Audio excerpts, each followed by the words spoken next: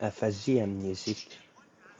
Approximativement à l'époque où Lichtheim prolongeait dans son œuvre et dans toutes ses conséquences l'interprétation localisatrice des troubles du langage, Gramsci publiait une communication dont on reconnut bien vite la signification fondamentale pour l'intelligence de l'aphasie, sans que beaucoup n'ait pour autant poursuivi depuis la réflexion sur les fondements posés d'une telle façon.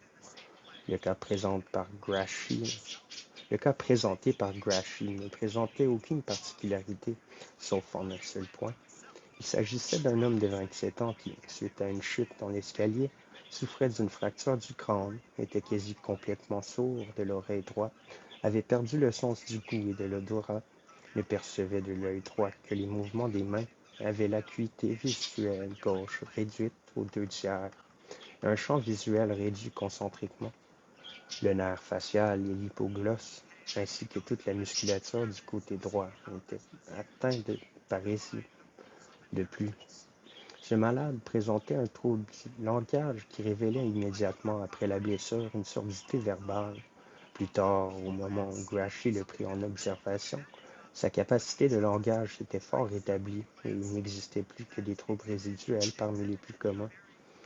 Le malade pouvait parler de façon cohérente, utilisait sans difficulté toutes les parties indifférentes du discours ainsi que maintes verbes et adjectifs.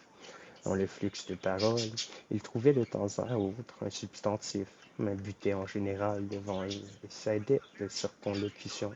Dingsda. Il reconnaissait chaque objet qu'il avait connu avant sa maladie, mais ne trouvait pas leur nom. Sa compréhension du langage était intacte. La capacité d'utiliser les substantifs dans le flux de parole et de dénommer des objets connus est un des symptômes les plus connus de l'aphasie dite amnésique, que les auteurs les plus anciens distinguaient de l'aphasie dite atactique.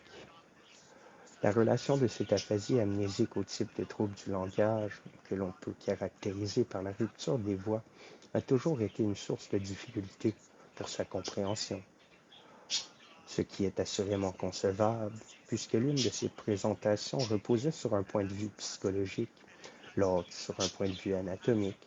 Pour Lichtheim, il est inadmissible de mettre les amnésies sur le même rang que les autres formes de troubles du langage.